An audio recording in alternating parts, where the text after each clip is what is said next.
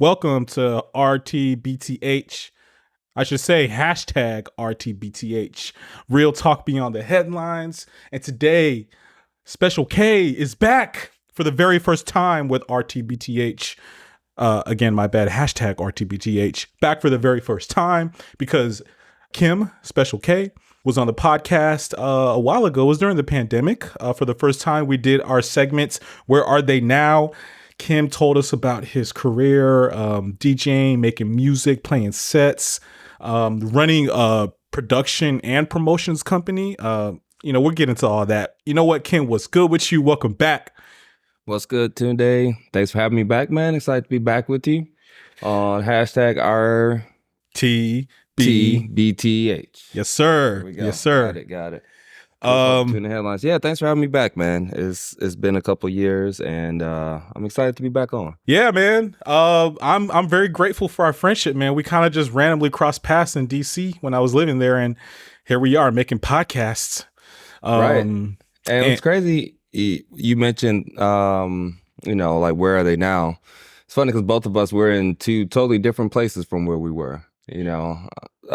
You physically and career-wise, life-wise, and me life-wise. So, indeed, we're here now. Indeed, yes, sir. That's a beautiful thing about friendship. So like I said, the last podcast was Where Are They Now? This podcast, man, we just saying what's up. We actually have some business to get into about Northwestern football.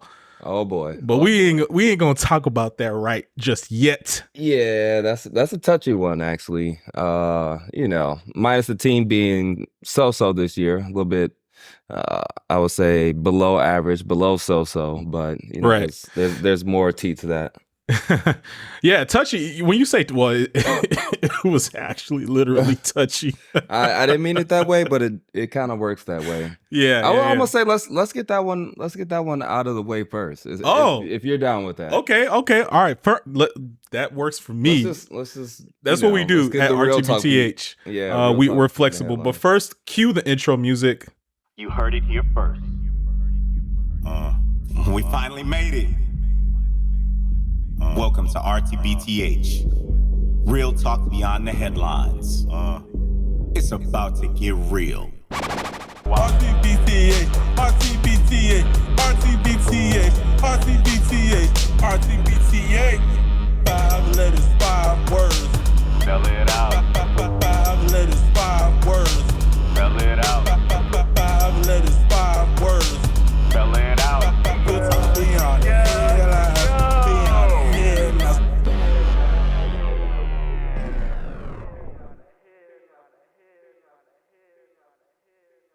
Okay, let's get into it, Kim. So I'll just go ahead and tell you what I know. I know that you played wide receiver at Northwestern. I actually got my master's at Northwestern. Didn't play wide receiver, but that's how we know each other, from the Alumni Association. And yeah, I didn't really. I mean, I knew like a lot about you. Like, we were pretty tight before I ever actually knew that you played football at Northwestern. But when I was in DC the last time in August, I ran into you, had to say what's up to my boy. And I was like, yo, man, what is really good with this Northwestern football situation? And if you don't know, for the listeners, let me tell you real quick. Former head coach of Northwestern Football, which is a Big Ten Division I football team. He was fired in July because, interestingly, he's not actually been accused of doing anything. He in terms of, improper treatment or mistreatment of players, you hear these stories of coaches getting fired because they're smacking dudes upside the head and shit, throwing basketballs at their head, No, he's not accused of that. He's accused of just letting stuff happen. So Coach Pat Fitzgerald, who coached you, we'll get to that in a bit, who coached you, is accused of letting a culture of hazing go rampant in the Northwestern football locker rooms and on the Northwestern football team. And he was fired. And actually, this is new-ish, but now he's suing Northwestern for improper termination for $130 million fucking dollars. God damn. Apparently his contract was for $68 million. Why are coaches getting paid this much? But whatever.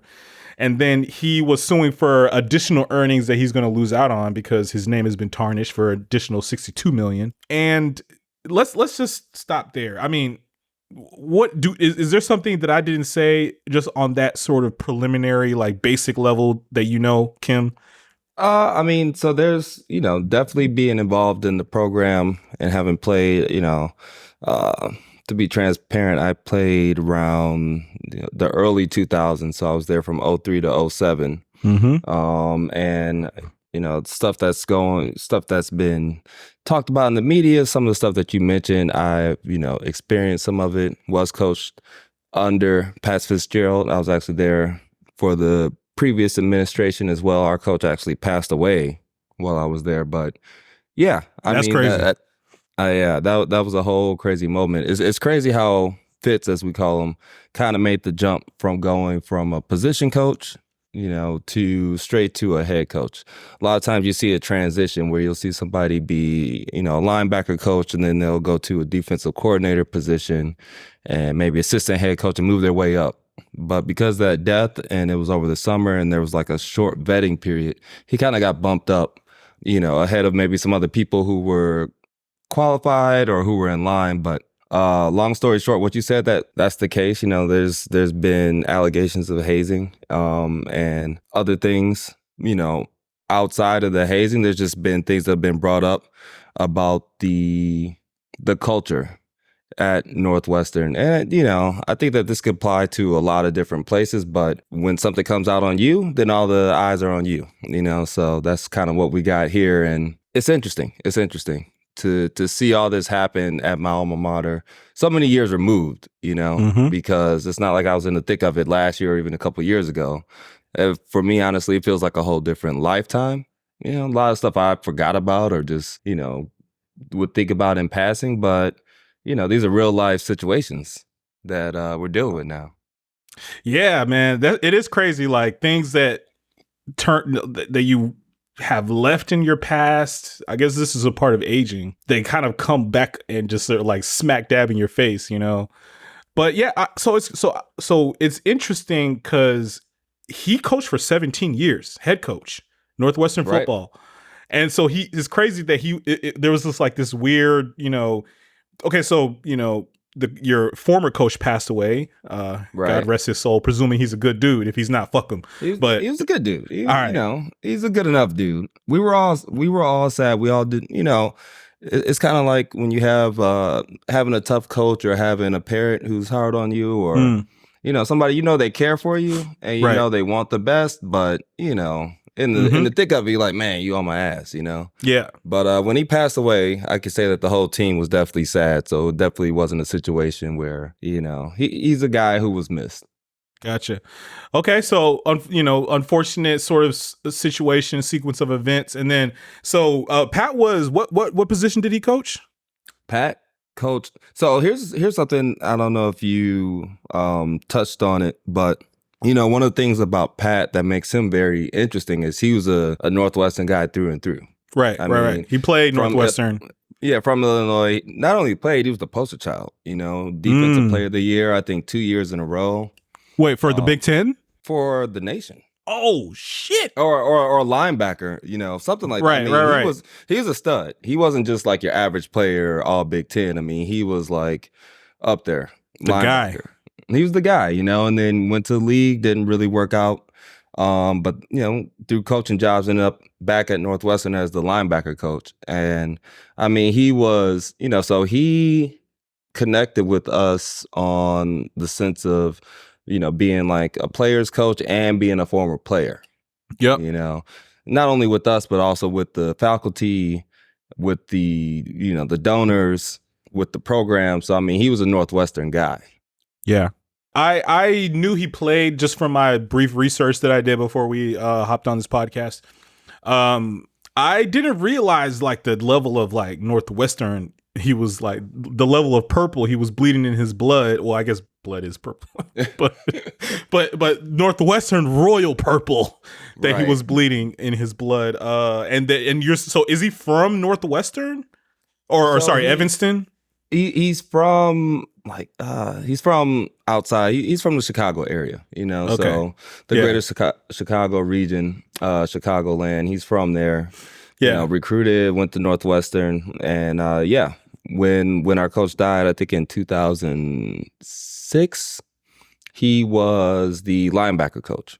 Gotcha. Linebacker coach, special teams coach, and then basically he got bumped up to head coach right before the season, and then was the head coach until this year. Yeah, 17 years. That's crazy. To get just bumped up like on some random, linebacker coach. We're kind of in this whirlwind situation with the coach, former coach passing away and all that. And then he coaches for 17 seasons, and then he gets a $68 million contract. I mean, that's talk about a come up. Yeah, I mean, from my standpoint, it's interesting. It's watching all this stuff is kind of watching a whole sort of saga come full circle. Yeah, because it's kind of surprising that he was named head coach, but we could also see it because he was being groomed for that position anyway. So whether it happened then, whether it happened 7, 10, 20 years down the road, I think that was always a plan. Hey, let's get Fitz in here. Let's groom him. Let's, put him in a position where he could be our guy, he could be that Northwestern coach. So, I think that the opportunity just kind of presented itself. And instead of them really doing a, good faith effort, finding somebody outside the program, they just say, hey, let's keep it, in-house. Yeah. Well, we like conspiracy theories here at RGBTH. And now I'm wondering, did Pat Fitzgerald have your former coach assassinated? No, I'm kidding. Just kidding. We ain't going to talk about that right now. What we will talk about, though, is what happened to this guy. So like I said, he actually is not accused of doing anything like horrendous. He's accused and was fired for having a culture of hazing. So I read the Daily Northwestern article about this, the Daily Northwestern being the student newspaper at Northwestern University. Right. So I'm just going to go ahead and read some of this to you. Matter of fact, Kim, tell me if any of this happened to you, and we'll just stick with the, let's just stick with the yes or no real quick. Right. And then we'll get into the details. And even before we get there, I have to be kind of careful of what I say because, as you hear them say on TV, there's, ongoing litigation. True. Well, I mean, Pat's suing Northwestern. Well, there's lots of ongoing litigation. I'll put it that way, because I think that people see that when these institutions, because this is an institutional thing. Yep. Now, Pat Fitzgerald, he's kind of the fall guy, and I was actually talking to some of my former teammates before the season when all this came out, and I was like, yo, he either needs to quit or they need to fire him. Those are really the only two viable options right now because he had a terrible season last year.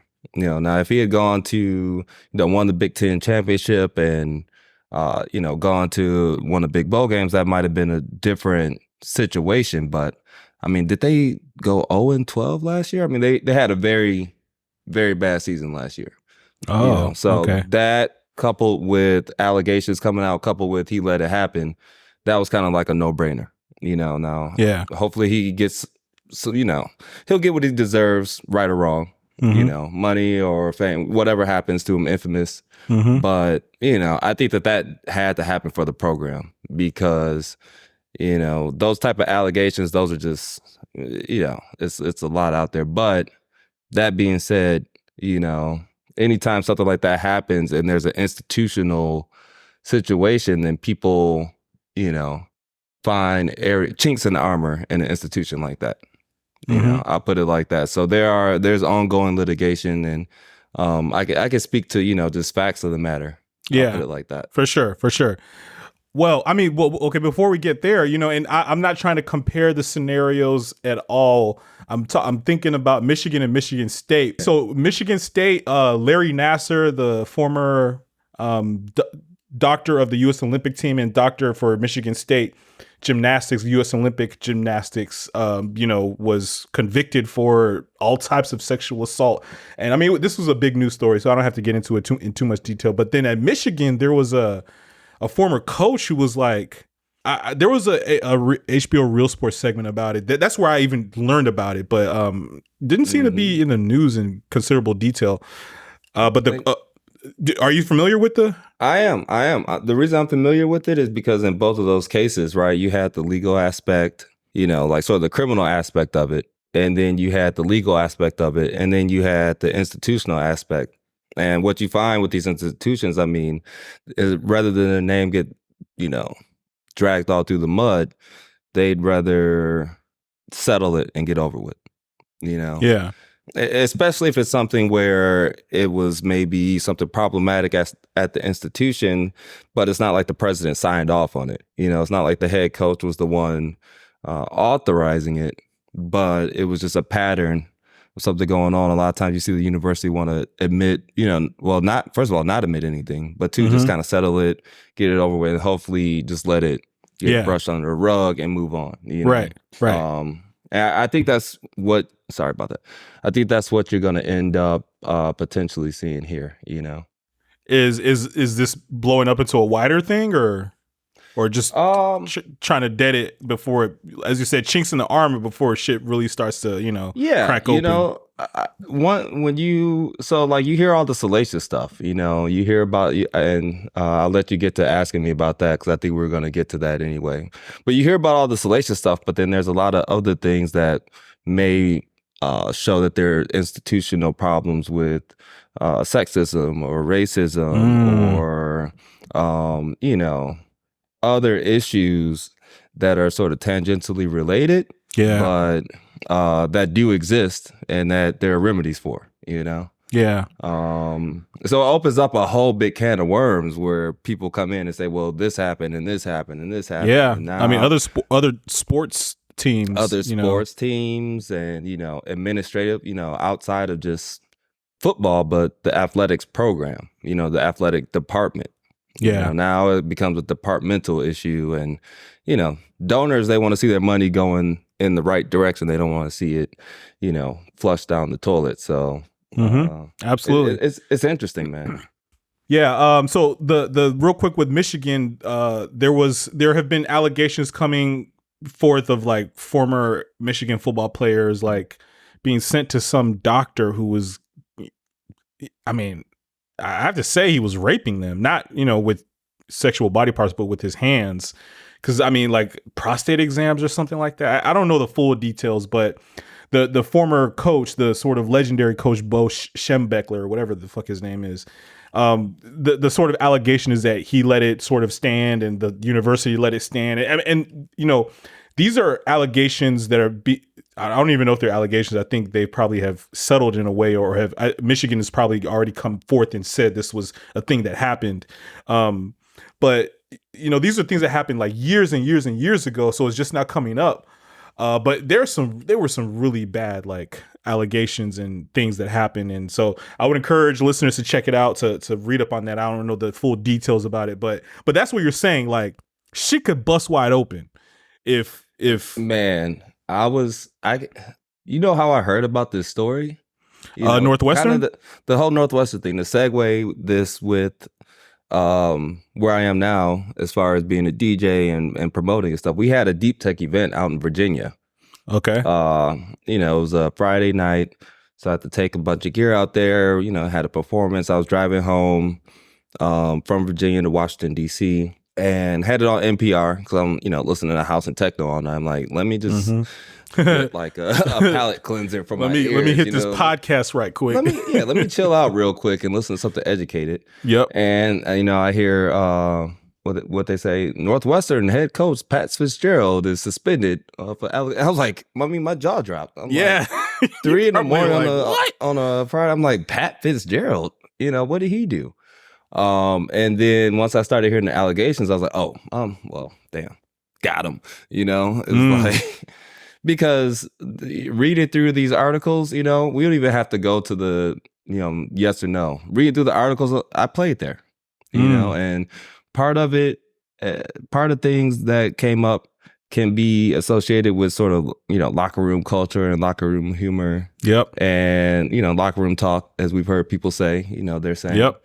And then some of it is hazing, and there may be a fine line, but when you get something where people say I wasn't comfortable with it, then that's hazing, and I actually talked to a psychologist friend, one of my friends, about it, because me personally, stuff that I dealt with there, like I said, I remember some of these things that happened, and not necessarily fond memories. I'm not gonna lie. Not things like, man, wow, man, that was, car washes and, pull-ups. These things were fun, but it's like, okay, that happened. But, I was comfortable with myself at the time and comfortable that I didn't feel like I was getting violated necessarily in ways. Right. But I can 1,000% see how, one, it's affected me. And two, how if I was somebody who maybe wasn't as confident or wasn't as secure, I would be freaked out. I would be, and people, everybody deals with stuff like that differently, and so it's a shame. Well said. Yeah. I mean, I'll speak on it a little bit later too, because I don't necessarily think that these things were like so horrible, but we'll get to that. So I mean, we can skip the yes no thing out, but I'm just gonna read like some of the things that are in the Daily Northwestern. Cool. So the university interviewed former player. Well, they had a investigation and they interviewed former players, and one of them claims that this behavior was egregious and vile and inhumane. I mean, that is an extraordinary claim. It's extraordinary. I mean, but going back to it and going back again, like I said, this was a lifetime ago for me, right? But I was the type of guy where, I was pretty much going to go along as long as it wasn't something that's like I just didn't believe in. This is a locker room. We had to sort of be naked and take showers around other young men. In a locker room, in a big shower, no real privacy. And this is something that we had to get used to, big locker rooms at home, tiny locker rooms on the road, something, and everybody would shower, 99% of the people would shower. And so, we had to be comfortable being unclothed around other men. And some people were more or less comfortable with that. And I could definitely understand that. But there's one thing of being comfortable with that, and there's a whole nother aspect where you're forced to do something while you're maybe feeling vulnerable that you don't want to do. Yeah. And you're ostracized, you're made fun of, people pointing, and laughing at you or doing worse. I could say when I was there, I definitely saw things that made me feel uncomfortable for others, made me feel uncomfortable personally.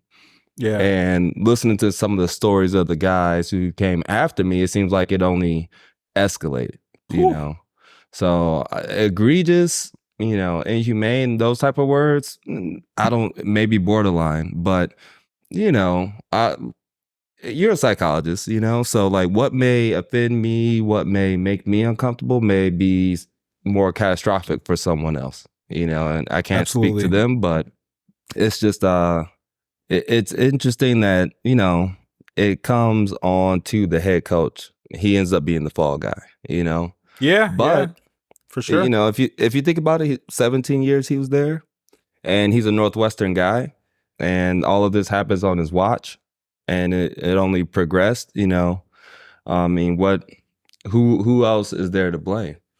Well, it certainly sort of suggests that he came from that culture and just perpetuated it. And it's hard to really say like what faults he has, because this is what he knows. And it's, Northwestern has played well, I don't think they've won any Big Ten championships recently, but they have won them when he played, I believe. Like, it's not like they're, okay, maybe they've had some bad seasons, but they're not like this just, bottom of the barrel team. Like they win games, so it's very murky. It's very unusual. And the other interesting part is like there's some dudes who probably will like slap you and fight you if you try to do something. Freshmen, so it's like there's one level of like, okay, yeah, you're compelled and maybe forced, encouraged to be hazed as a freshman. But there's probably some freshmen who are big as fuck, and he's like, if you come around me, I will smack you across the head. And it's like, so there's some personal agency, and I understand that the culture pushes you into it. But it's kind of like with that couple years ago that there was like that Richie Incognito and the other guy that he was like bullying. I think it was on the Raiders maybe. And it was like Richie Incognito was bullying this dude, another old lineman, and like the other old lineman was like bigger than Richie Incognito. I'm like, bro, like I'm gonna fight you. You know, like if you bully me, I'm gonna fight you, especially for both NFL players. So, you know, yeah, I don't know to what degree. Yeah. I mean, it's rough, man. You know, some of the stuff that I saw, part of it is kind of, I think this really what goes to the heart of it. Part of it is a certain way of doing things for the program, you know, or for the institution. So it's less of like one guy saying, oh, you better get online or I'm gonna whoop your ass. Where it's more like this is something that you have to go through so that we trust you, or so that you can become one of us, you know? A wildcat.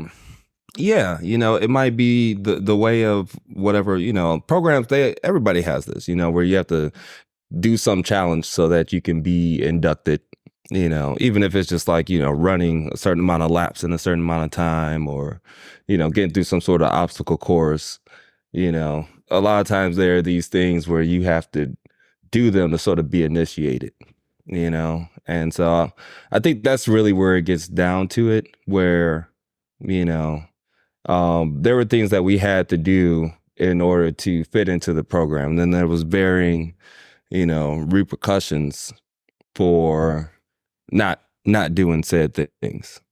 Right. Yeah. Kind of crazy, man. Yeah. So I'll just, you know, share like two things that are reported in the Daily Northwestern article. One of them is called running, and the other one is called car wash. Running is basically so let me look at this highlight. They would be restrained by a group of 8 to 10 upperclassmen dressed in various purge-like masks, who would then begin dry humping the victim in the dark locker room. All right. Look, I just have to say, like, I think I can get with some hazing. I think I can, you know, appreciate the necessity of it, but that sounds fucking crazy. Like, I just don't know if I would adapt to that very well. That, you know. Yeah, that's weird. You know, that's weird. And I mean, you know, if you actually read that, you know, it's not like they're just picking on random people saying, okay, you're getting ran. You know, I'm sure that these things may happen, but that seems more of a punitive thing, where it's like, oh, you didn't do this. You messed up on the play. You XYZ, you know, you were late, whatever. You're getting ran. That's what it sounds like, you know? Mm-hmm. The other haze, and I think there's a couple different things that happened, but these were sort of like the main ones that came across to me when I was reading the article. It's called a car wash, or the car wash. The first player, so basically, some players would stand naked at the entrance to the showers and spin around, forcing those entering the showers to basically rub up against a bare naked man. Okay, so I have to say that is not that crazy. I mean, that's not like super, you know, like that's not that crazy to me. You know, like you know, naked dudes, locker room, football, like, you know, it is what it is, you know? You're right. And this is, you know, it kind of that's what makes this an interesting case, because it's like, you know, most people would read that and they're like, oh wow, you know, yeah, that's bad or whatever, but it's not like that's egregious, you know, especially on the face of it. You know, when you put it on paper, it doesn't sound that bad. Mm-hmm. But you know, a situation like that, hypothetically, you know, let's say it's not just you show up to the shower one day and some guys are spinning around and you gotta walk past them, haha, funny. You know, but if it's more of a situation where it's some sort of fear built into it, like, oh, you're gonna have to go through the car wash, and like, I can't wait to get you in the car wash. You know, so a lot of these things, there's other aspects to it where it's not just like, you know, a random one-off funny joke, but it's more of, it's like more of a hazing ritual, right? Where you know, you don't necessarily know what's gonna happen to you. You don't know if you're gonna feel violated. You know, you feel like you have to do something that you don't necessarily want to do, and we're not talking about, running extra laps or doing extra, push-ups or, doing something like that that's actually related to it. You're talking about something that's like off the field, really in your own time for you to like be able to relax. Now there's this pressure put on you that, hey, you're going to have to go, imagine you need to take your car to a car wash. Yeah. But instead of, it's dudes. And yourself. And you're the car, Yep. know? So, for some people, not a big deal. Other people, who knows how much fear that could put into somebody. Yeah. When it's being like, what if it's whispered to them in the locker room or during practice or in the hall, and they're actually afraid. What if somebody's a homosexual? Man, I was literally just thinking that. So it's kind of layers to it. That's why on the surface, it's like, okay, these things don't seem that bad. But, I think what you're going to find and what happens in situations like this with these big institutions, instead of all this discovery being, all this discovery of what actually happened coming out, they may be more inclined to say, let's just address this and put it behind us and move on, Yeah. I think that's why Fitz got fired. And I think that's why you'll see the university just try to make it not that big of a deal. Because on the surface, it's not a big deal. But then, one story, you get multiple stories come out and you get people saying, well, I was treated this way based on the color of my skin, or I was being treated this way because of I was a woman, or because these things, I alleged these things and it wasn't being taken serious. Yeah. Then it becomes a pattern. Yeah. And that's where you really start to get in trouble outside of, just an isolated incident of somebody doing something, that they thought was funny. Yeah, man. It's a very, the universities, society in general, but probably universities the most are dealing with these like issues of people's boundaries and people's like comfort, and, because everyone has to be comfortable on universities these days. At least that's the way it's perceived. Sometimes if you read some, various perspectives of the culture wars, but the sort of, player, sort of closet gay player is a very serious like issue, because and honestly this is very interesting because there are these allegations against Dwight Howard about him like sexually assaulting a man, but Dwight Howard is saying that he had consensual sexual relations with this man. So he's denying that it was assault, but he's saying that he had these consensual sexual relations. So I don't know if that means Dwight Howard is gay, but he's admitting to engaging in homosexual sexual acts, right. And so there's this thing like there's like one player ever to come out as gay or identify as gay, Michael Sam, right, who was drafted to the Rams, or maybe none drafted. I believe he went. I don't know if he was drafted, but I believe he went to the Rams. Yeah. Yeah, but he like never actually played, I don't think. Yeah. But it's like, so this is one player ever, and then there was I think there was another Raider who either came out after he played or maybe like during. But like, dudes don't come out. But it's like probably irresponsible to think that there are no gay men who play sports. It's and so the Dwight Howard thing is like, he's played an extraordinary career, a pretty long career, NBA champion, has a shit ton of children. We'll just go ahead and say that. And no one would have ever thought, and I'm not saying he's gay, I'm not saying he's identifying as gay, but no one would have ever thought that he would be the type to have allegations of homosexual sexual relations, So now you take that back to college football, Northwestern.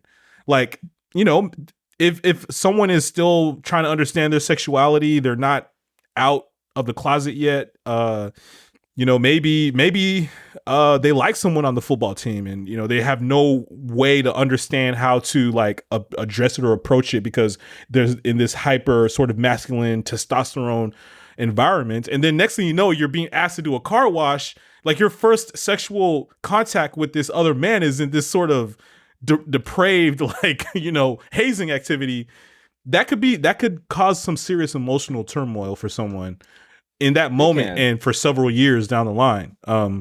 It can, man. It can. A lot of the things that, and part of the aging process also is realizing that a lot of the things you thought when you were younger maybe weren't right, know, or maybe there was like more going on. And, these are things I kind of realized as I was going through them, and then realized a lot more after the fact. There were definitely guys that I had, suspicions of in the locker room and didn't color the way I thought about them, but I was psychology major in college, and, I'm like, okay, well, if a certain percentage of the male population is gay and we have 115 guys on our team. Shit. That's a lot of people. We had a lot of people, I think you have 85 scholarship people, plus you have walk-ons. So you're talking about a whole group of dudes. Yep. Somebody throughout that time period most likely was gay on our team. Right. How they dealt with all the pressure of having to perform on the team and having to, hit certain metrics, and then B, stay basically closeted, because otherwise, all hell would have broke loose. Also, this player would be like the first in college football history to come out, so exactly. That's a lot of pressure. Yep. On top of dealing with, just trying to get good grades and trying to, not get hurt and all this stuff, So it's crazy, man. I'm sure some people went through some pretty heavy things, not to mention, outside of those allegations, but there's all sorts of stuff, all sorts of wounds that end up opening up once you just open up one, it's like, damn, the whole body's scarred. So I think that's kind of what the program is going through. And it's interesting, man. I see a lot of people who really are backing Fitz and, really like in his camp. And I'm like, I think that it's kind of best for the university just to kind of move on past him and try to get past these things and kind of start fresh, because there's a lot there to unpack. And I don't know if that's really even worth unpacking. Yeah, man. Good point. Well said. Well, so I want to play a little devil's advocate. I don't even know where I stand on this. I do understand the university wanting and needing to sort of like I extract this like this problem, and again, in the context of university settings, especially universities, they're spending big money to make students comfortable. They're charging students big money to come live in a playground for 4 years. Like they can't have students feeling uncomfortable, and I think you probably you should feel uncomfortable, pushed out of your comfort zone in college. But, there's just too much money going into these universities these days. And look, I'm talking shit. It was just like that when I was an undergrad. Like my university was spending a shit ton of money to make us feel comfortable and have all these amenities and whatnot. But there's a couple of things. So I'll just say I played football for 2 years. Wasn't very good. But it was great. We were the Wildcats, actually, Duluth Wildcats. Okay. And we wore purple. Maybe I should have been a Northwestern receiver. Maybe you should have, man. Yeah, that would have been tight. That would have been tight. But and so a lot of people say like college was the best days of their life, and college was great. I can't put a time frame on the best days of my life. The best days of my life was when I was getting fed by my mom every day and getting Christmas presents and shit. But college was a great time. But honestly, in a certain weird way, football were the best days of my life. It was just like a bunch of dudes acting fucking crazy, going, traveling, doing camp, eating together, just talking about a bunch of nonsense. Like it was just like, just freedom, free spirited, and it was a lot of dudes that I didn't like, but it was just a lot of personalities, and this is Georgia, outside of Atlanta. So it's, the South, a lot of characters. It was great, man. And look, there was a lot of shit going down. I don't recall like any serious hazing, but a lot of towel whips. Like everybody was getting towel whipped all the time. You know, I mean, some dudes got jumped every once in a while, not like in a bad way, but you know, dudes trying to get like camera videos, phone camera videos back when we had flip phones and shit. Right. I mean, a lot of, you know, coaches would have you, you know, do laps and whatnot. Like what I'm trying to say is that 17, 18, 19-year-old boys, 20-year-old boys, 21-year-old boys, they gonna do what boys do, which is You're right. Act crazy and haze each other and the thing is that you could get like really bullied. You know, I'll leave this in the football sort of like environment. You can get really bullied and still be really tight with your friend. Like, and it's just kind of how it is. And then next week, you know, you're the one doing the bullying. Like, it's just, you know, I think, you know what? I agree with you. I agree with you 100% on that. You know, I think that, you know, me looking back on it, the high school, college days, those football days, even the things that were, you know, somewhat unpleasant between, you know, my teammates and, you know, having to hit people hard and having to, you know, just those locker room antics, some things that maybe weren't the best. Those were some of the best times of my life. I'm still very close with a lot of the teammates, you know. Yep. And a lot of the stuff that we did was just kind of silly. It was kids being kids and stuff that I wouldn't think twice about, you know. What I will say is some of the things probably did cross the line, you know. I mean, I'll put it like this. When me and my class, when we were seniors, when we were the ones sort of leading the charge, some of the systematic hazing things that have been alleged and some of the, you know, systematic sort of hazing and, you know, traditions that were maybe going on, we didn't necessarily follow that same path. You know, I know me personally, when it was my chance to be a leader, I wasn't, you know, whether it was something that somebody had to go through to like be one of on our receiving corps, whatever they had to do wouldn't have necessarily been considered hazing, you know, or anything that went on in the locker room. You know, I could say for me and my guys, and once we were the leaders of the team, we weren't making people do some of the things that were maybe done to us, you know. And so I think that you can still have good, clean fun.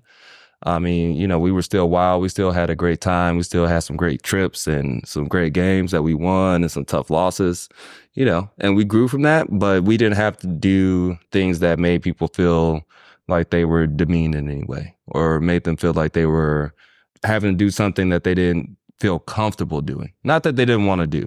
You know, you're on a football team. You may not want to practice in the rain, but you're going to. You might have to do down-ups in the rain and you might have to get muddy. You know, you might have to do these things or, you know, there's tradition that we do on Thursday or whatever. You don't have to participate, but this is what we're doing. You know, but when you're being made to do something that maybe makes you feel uncomfortable sexually or makes you feel like you're being exploited because of your race or because of just who you are, where you are on the totem pole, you know, I think those sort of things probably do need to be addressed. Because again, so one of the complaints from one of my former teammates was that he was racially abused in the locker room, you know. Black guy? He actually Hispanic guy. Gotcha. Right. So like he's a lineman. You know, you can look up his record. His you know, it's in the public sphere. So Ramon Diaz. You know, I mean, he had the courage to speak up. You know, and he actually got a lot of flack from some of our former teammates. You know, like why are you waiting so long to say this? But he was one of the only Hispanic guys on our team. I think he's of Mexican descent. You know, he's a big lineman, and most of the other linemen are Caucasian, maybe like one or two black guys. You know, and he was claiming that he was basically put on blast for being Hispanic. And not just like, oh, you know, I mean, stuff that would be considered racist. Yeah. You know, so again, when one thing opens up, now you open up the whole can of worms and all that stuff can come out. And now it goes from being, you know, kids being kids to now it's in the actual meeting room. Well, okay, well, we're the adults in the meeting room. Well, there's a coach right there. Well, why didn't the coach say something? You know, was the coach in on it? Was the coach leading it? You know, did the coach say, hey, guys, you know, let's lay off of him. Let's focus on the film. You don't have to be Mr. Tight Ass and say, I don't want to see any of that. And, you're suspended for saying that. But you can also guide the conversation back to, hey, let's focus on being football players. So, I think that the whole hazing thing kind of just opened up for anybody who had any sort of qualms, be like, oh, me too. And that's where we are, man. It's interesting. So I agree with you. We need to let kids be kids. We need to let kids make some mistakes and, learn right from wrong. But once the quote unquote adults in the room get involved, then they need to kind of be held to a stricter standard, a more strict standard. Yeah, agreed. Yeah, man, it's wild. And I think that's kind of the problem that with some of this, with what you would call the old school, is that like I think the adults kind of were willing to kind of let anything slide just as long as games were being won. Like with Bo Schembechler, like the HBO Real Sports segment that I watched said that he would like send dudes to the coach to the doctor as like punishment, because it was like understood that the doctor was like kind of doing this abuse. So that's like crazy, but it's like, I think, he was like one of the most winningest coach until Nick Saban. Bo was I'm from Detroit area. He's a legend, man. Epic games against Ohio State. It's almost on that Joe Paterno status. Right. And a lot of these guys, once they get to a certain level, they also have a sense of immunity, which I think it's good for this stuff to come out, because come on, man, we're all human at the end of the day. Yeah. And some of the stuff that we would bring up stuff to our coaches. It's not like we went through our whole collegiate careers just being these sort of silent, go along with anything guys. We were vocal. If I had an issue with something that was being done in the program, I would say something. The leadership would say, guys would rebel. A lot of times, like you said, people would get punished for maybe things on the field, or maybe things off the field, maybe something that went against the program.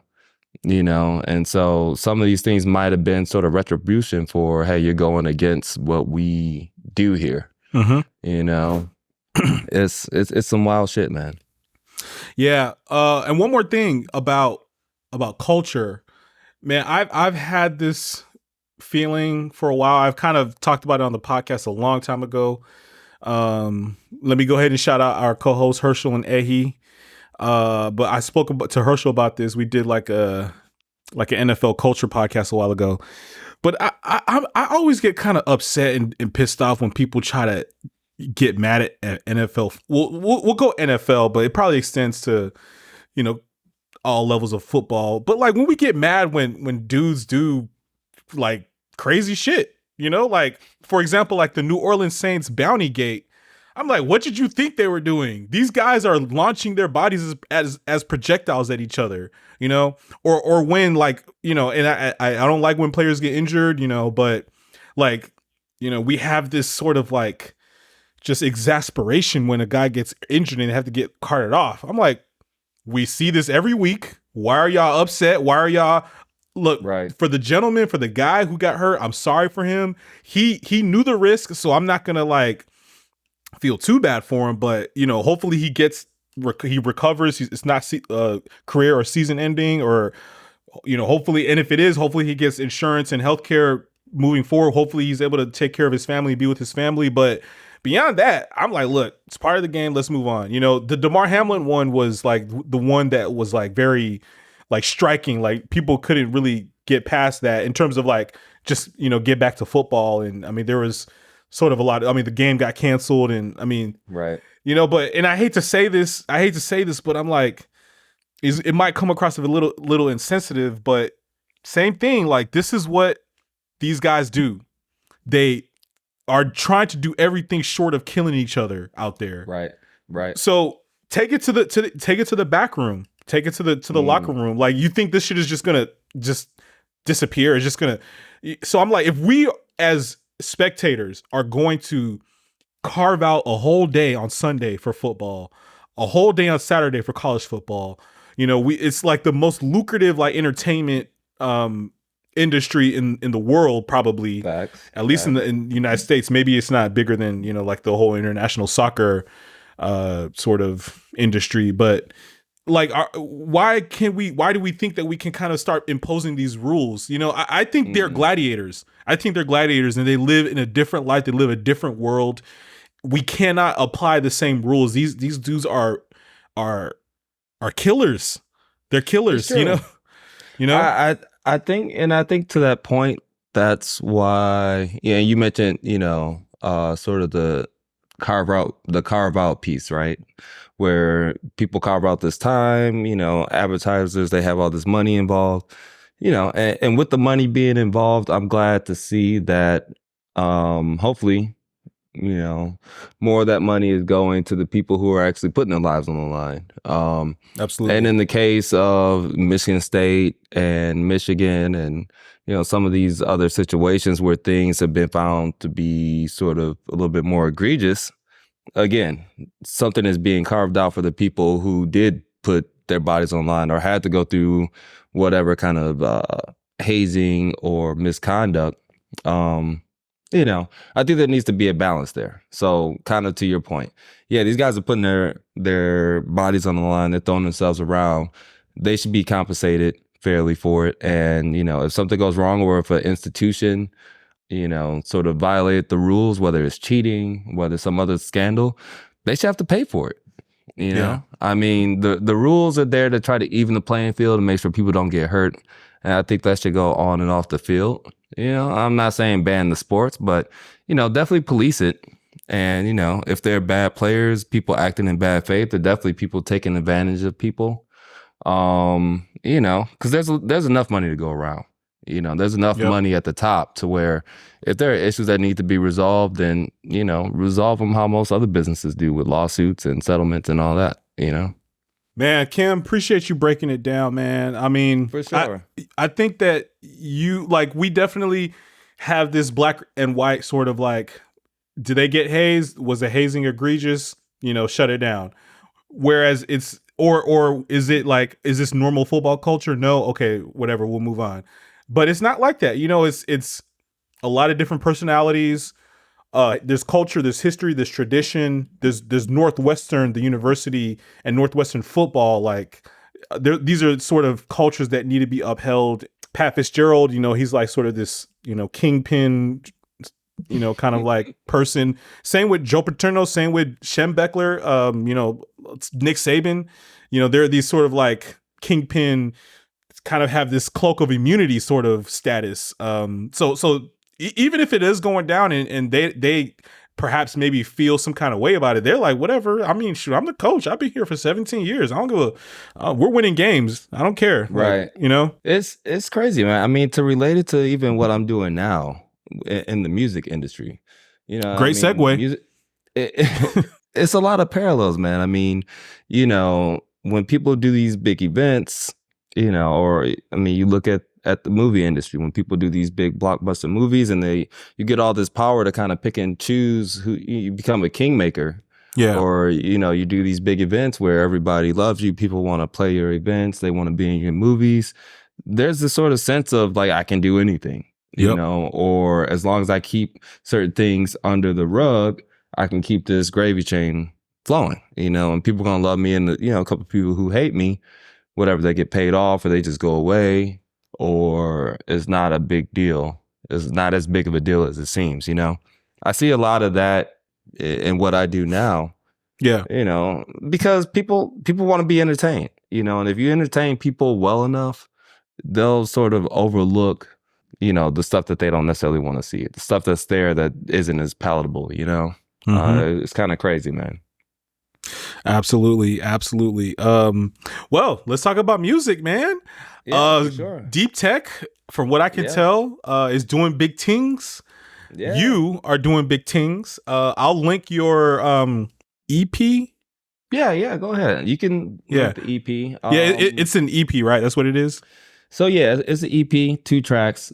Typically an EP, especially like in the house scene, that's like 2 to 4 tracks you'll see. Gotcha. And that'll either be like one individual, you know. In this case, it's my EP. I did have on one of the songs. I co-produced it with another young lady here in DC who's very talented. Okay. Bennick. Shout out Bennick. Okay. And then, you have your longer sort of what everybody thinks of as an album, your LP. But yeah, the EP came out earlier this year. It did well. Did well. Good for you, man. And you did your first festival the weekend I was in DC. I wasn't able to go. I would definitely have loved to, man. I wanted. Well, I guess I've seen you playing in venues, but I want to see you on the big stage, man. Tell us about. Right. Wait, first of all, have you played another festival since then? So that actually wasn't my first festival. Oh, okay. So my first festival was last year, and that was Project Glowfest that was here in DC. Oh, okay. My bad, listeners. I screwed that one up. All good. It was the first festival of this year. So that definitely counts. But no, it was a great experience, man. This one happened to be outside of DC, about an hour outside of DC in Virginia. More so a local thing, a lot of really good locals on the lineup. It was a cool experience. It was a very cool experience. I got to play a little bit heavier techno that I don't usually get to play. So oh man, I love me some techno. Enjoyed that. Yeah, man. That's like that's deep tech. That's deep house. Yes. That's the deeper side of DeepTech, Yeah. So it was tight. Cool, man. Got to hang out with a lot of homies. It was a 2-day festival.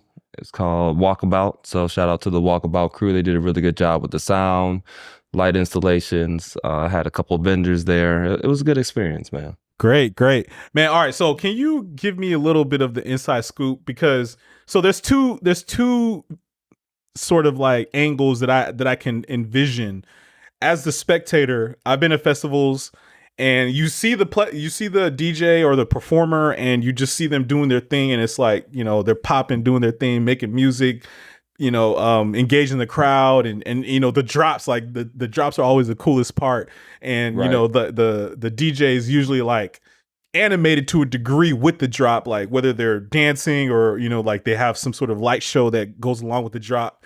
And then you watch YouTube videos, and like the DJ is like, there's a camera from behind the DJ, and they're just looking like they're having the best time, and they're just like, right. I'm bobbing my head for the listeners. You can't see that. Bobbing my head, throwing up some rock hands. So it looks very just awesome from both those angles. Tell me what it's actually like, because I know it ain't easy. It's, you know what? It is awesome. It's awesome, assuming that you're supposed to be there, and assuming that you know what you're doing. And assuming that you're really playing your set. There's been a lot of drama around people sort of playing pre-recorded sets. So to break it down, if you see me behind the decks, again, we're not necessarily making music on the fly. Some people do. That's more so called a live set. Right. But most DJs, they're playing other people's tracks. But at the very least, they're playing a track and then they're mixing in another track so that, the song's overlapping and they're actually doing something. They're hitting the play button. Yeah. They're moving one sound up. They're bringing, another sound down, whether it's a loop, whether it's an actual song, whatever. So if you ever see me DJing, guys, I'm actually DJing. No pre-recorded sets here, Whoa! So is this like some like? It's a big drama, man. You have some big guys out here that are basically making a claim that if I'm playing Tomorrowland or if I'm playing, one of these huge festivals, everything has to be perfect, and so a lot of them are playing pre-recorded sets. So what are they doing? What are they doing on stage? They're doing all the other stuff that you were talking about. Dancing, the rock hands. They're living the best life. They might be drunk. What? Might be high. Yo, I'm trying to see people moving knobs, dialing knobs. Yeah, I mean, even if it's a pre-recorded set, you can still turn the knob, because a lot of the knob turning isn't actually, it's more so manipulating the sound rather than picking in the song.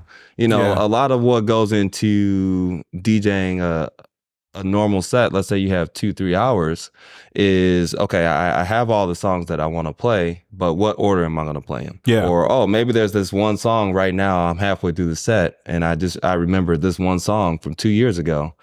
well, maybe I don't have it in my playlist, but I want to play that song. So now I have to find it. Might not remember the name, or, might have to search for it, whatever. You do all that on the fly, So if you have a pre-recorded set, all the songs are picked for you. They're going to automatically play. So yeah, you can turn the dial here. You can, put an effect on it, put an echo on it, but it's still basically just playing the song. So, there still may be an aspect of, okay, all the songs are selected, all the mixes are perfect. I don't have to worry about hitting play. I only hit play once, and then I can, turn it so that you only hear the high side of the song. You only hear the lows, or you hear an echo, or you hear a big reverb, or whatever. Yeah. You can still manipulate it even if it's already recorded. But yeah, if you get to that level where you're playing a festival, small, large, you're playing in a big room. I had the pleasure of playing Echo Stage twice this year, which is, for people who don't know, in DC, it's probably our biggest EDM venue. I think it's about 3,000 people. Did I go there? You might have gone there. That's it. They have like Tiesto there. Dead Mouse comes through there. Carl Cox. Yeah. Is it like a kind of like a factory, or not factory, like a warehouse? It looks like a big warehouse. It has the second floor where all the tables are and everything. I don't remember the tables, but I feel like I was there. I went. You invited me to a show. They do a lot of different types of events there too. Sometimes they'll do events. Like, I actually played a Boiler Room event there. What's a Boiler Room event? So Boiler Room is it's a party series. Now it's more of a concept where, typically you see a stage is all the way at the back, and, maybe your VIP people and other DJs and, who's who, they're behind the stage, or, they're back in like the sort of designated area. And then you have the crowd, and then that just goes all the way back. And it's just that sort of designation. It's like a hard stop line. Well, Boiler Room, what they did was they took the stage and put it literally in the middle of the floor. So you have people dancing right next to the DJ, behind the DJ, and in front on the side. So basically the DJ booth is centralized. It gives you a different vantage point. You see a lot of really interesting things happen. I would recommend you and all the guests check out K Tronada. Oh, love K Tronada. Type K Tronada Boiler Room. Yeah. Most epic thing ever. This is a set that he played? This is from early in his career. This might be like from 8 to 10 years ago. One of the funniest. I mean, this is before Boiler Room blew up. This is maybe about 50 people at this party, 50 to 100 people. It's one of the craziest shits ever. These girls dancing all. He's kind of like pushing them out the way. He's got this little tiny controller. I'm seeing it now on the YouTube. Yeah, definitely watch that. So I mean, that's where Boiler Room started. Now they're doing like 2,000 to 5,000 people parties. But anytime you're on a stage like that, it's exhilarating, man. I mean, especially if you have earned it. 9 times out of 10, people on those stages, they earn it and you see them come back. So, it's a chance for you to almost, it's twofold. It's like, okay, I earned this, I deserve it. This is a reward for me working hard and doing well. But then it's also a chance for you to prove yourself at a higher level, Yeah. It's like I deserve it, and I also deserve to be here, and I deserve to come back, hopefully, Yeah. So, it's a great experience, man. Anytime you get to play, in a festival type situation, or you get to play to a bigger crowd on a bigger stage, on good gear, stuff that is going to work, the gear is not going to break down because it's a high quality production. It's cool. It's very cool. Man, all right. Yeah, that's awesome. And awesome. Well, first of all, the Boiler Room concept sounds really cool. This sounds great. So in terms of house music, I love house music, man. The thing that's got me, man, on my piano, man. Oh, I already knew it. On my piano is just the best fucking shit ever. It's the best music it's blowing up, ever, man. 2023 is the year of I'm on piano. It really is, man.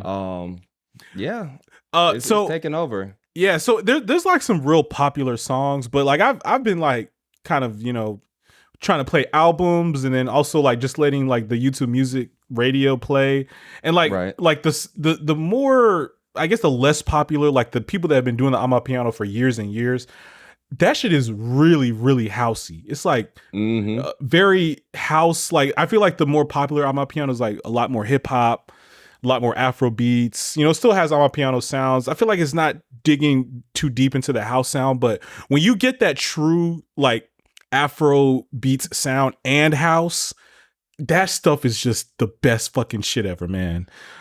I agree. I think that, you know, what's interesting, you know, I've been doing this going on 7 years, DJing going on 6 years. I've been involved, well, not really involved, but listening to house music since I was a kid, you know. Yeah. I feel like house and techno has a very solid sort of nervous system, you know, or like just a solid spine, solid backbone. You know, it's there.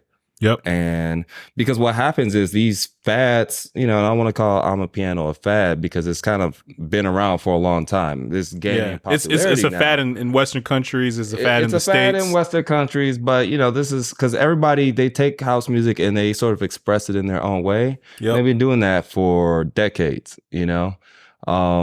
So I'm not too surprised. I'm happy to see it happening because what ends up happening is there's house music in there. You know, it has its roots in house music.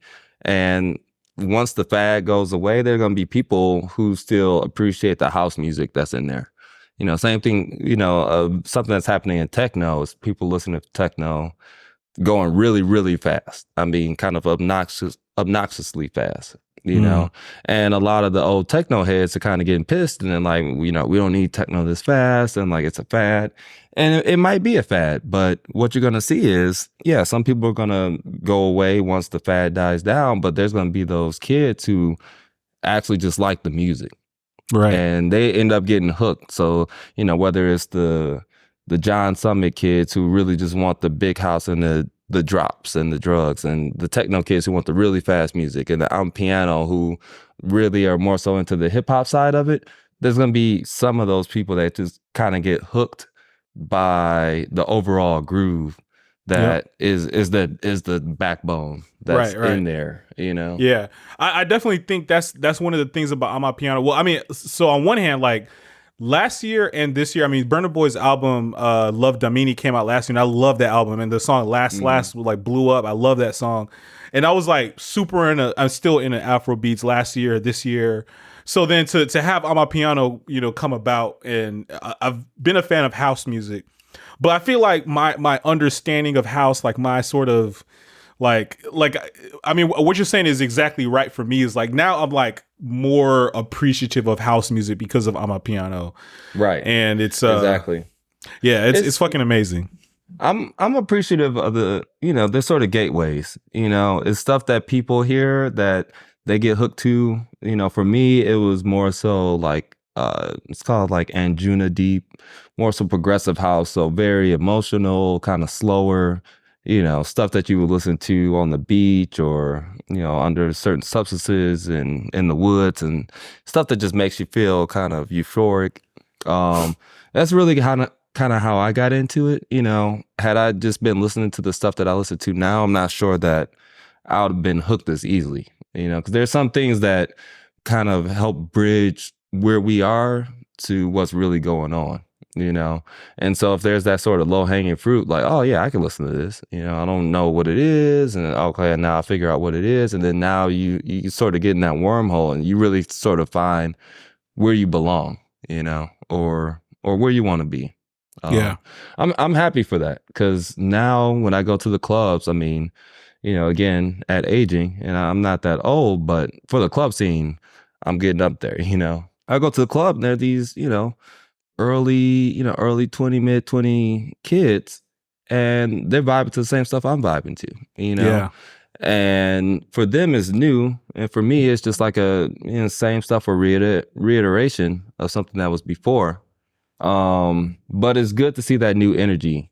You know, it's good to see that kids are picking it up young and are actually caring about it, you know? Absolutely. Well, Mhm. Kim, thanks for hopping on the podcast. Let's talk about one more thing real quick.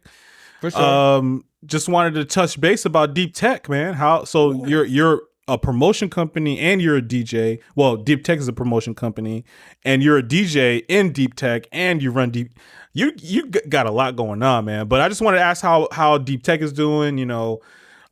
Is the business side of things sort of succeeding the same as the music side? Yeah, it is. It is. Deep tech is in an interesting position, I would say. So we just celebrated our 7-year anniversary. All right. And this was Congrats. in September. Thanks. I mean, looking back on all the events, all the people that we booked, And y'all do a lot of events. I see on Instagram. We do. But we've been slowing down on that. And we're a little bit more picky now. We sort of solidified our team, so to speak, as far as, our DJs and sort of what we're looking to do, opportunities we're looking for. Also DeepTech is bi-coastal. So, we have DeepTech DC. Another brand that we push here is DeepTech on the Potomac. That's basically the boat parties that we do. Then we have DeepTech San Diego. Shout out Mr. Wayne Wright out there on the West Coast. And then he's got DeepTech on the Potomac, very successful boat party brand that he's doing there. And then we also have the record label. We're working on, we're deciding on if we're going to do like a merch label. I mean, that's really what I want to push for is, rather than just, DeepTech merch, I want it to be its own sort of line. And what's been happening is on both coasts, instead of us having to do a lot of the heavy lifting now, it's almost like licensing. It's almost like, instead of us being the full curator of the party, we're brought on to help on the promotion side. Gotcha. For instance, me and my buddy Odson, we got booked in Miami. Odson. Yeah. Shout out Odson, Brian Dotson, A1 since day one. So we were in Miami for 2 gigs, and DeepTech was on the flyer for both of those. I mean, that sort of stuff is invaluable when you can leverage the brand for, more than you could do on your own. When you start to work with partners in other cities and, you start to get on lineups that because of the brand, not just because of Special K, not just because of me, not just because of networking, but because people understand that brand brings value.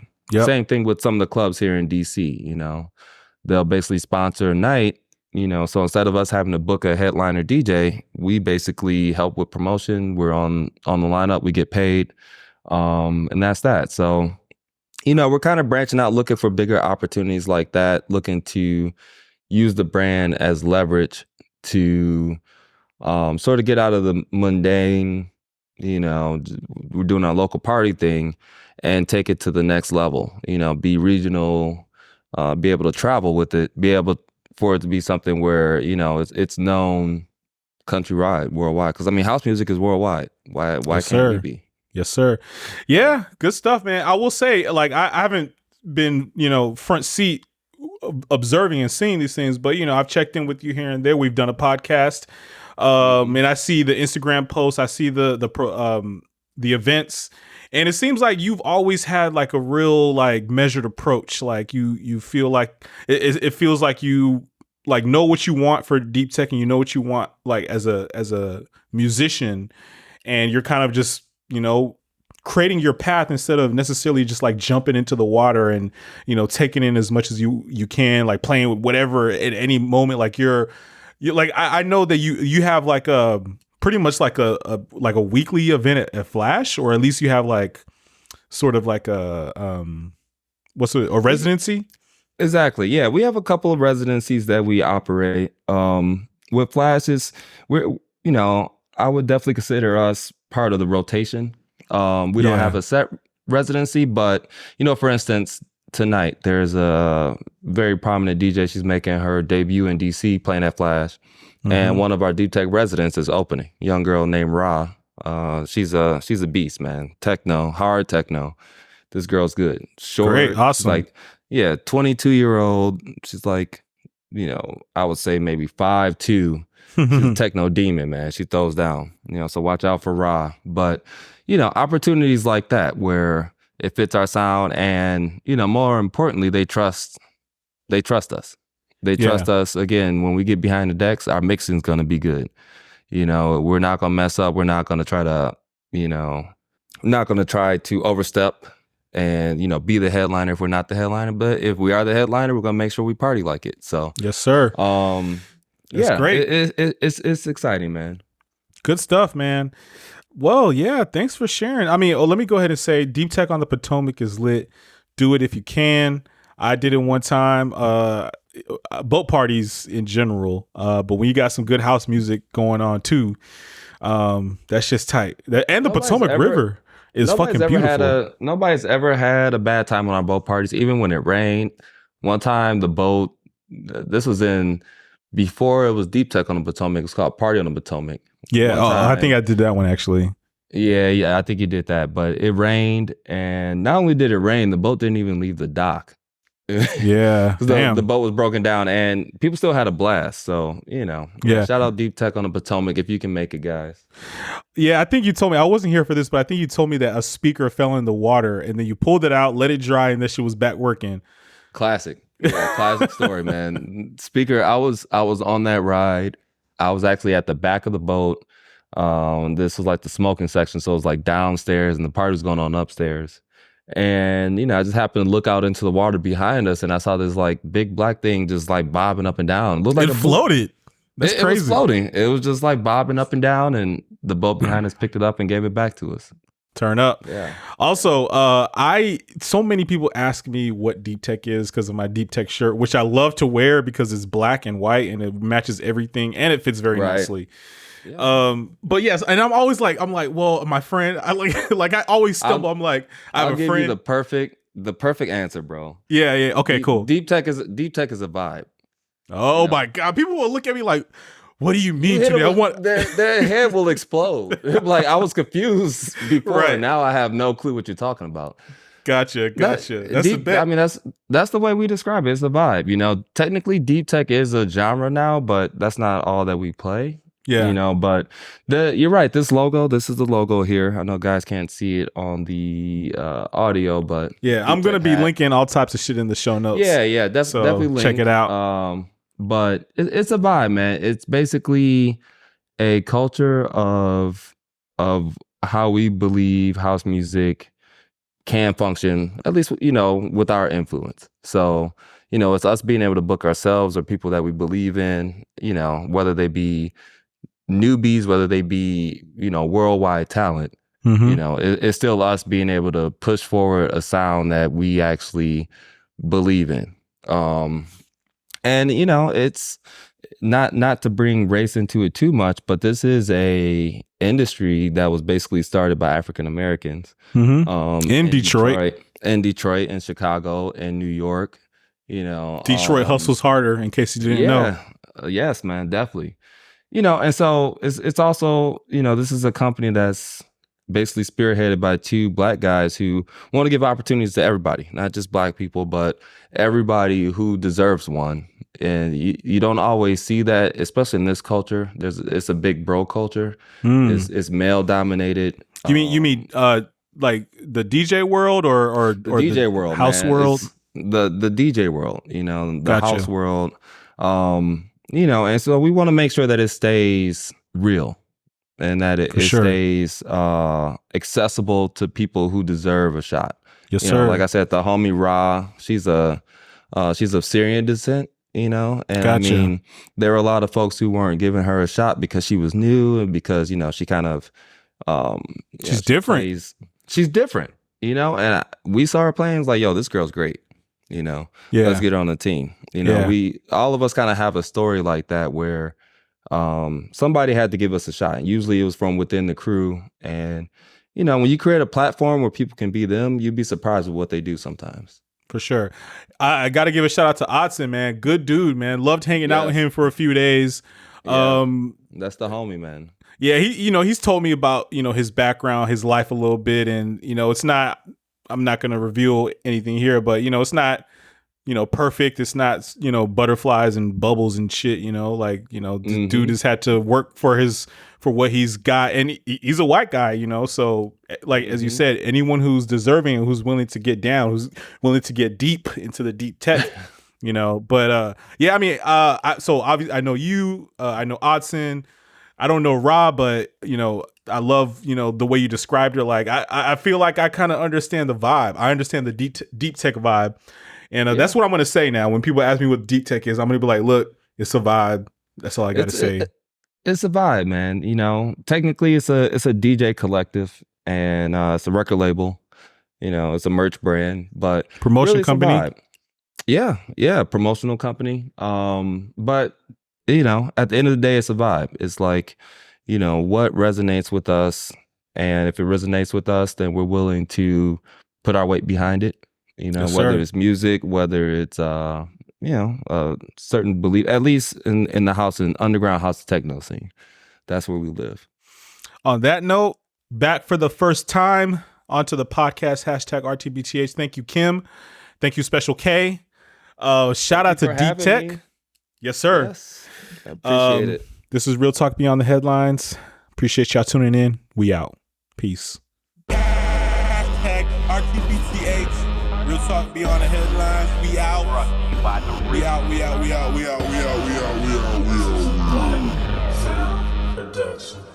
Okay, give me a second to breathe.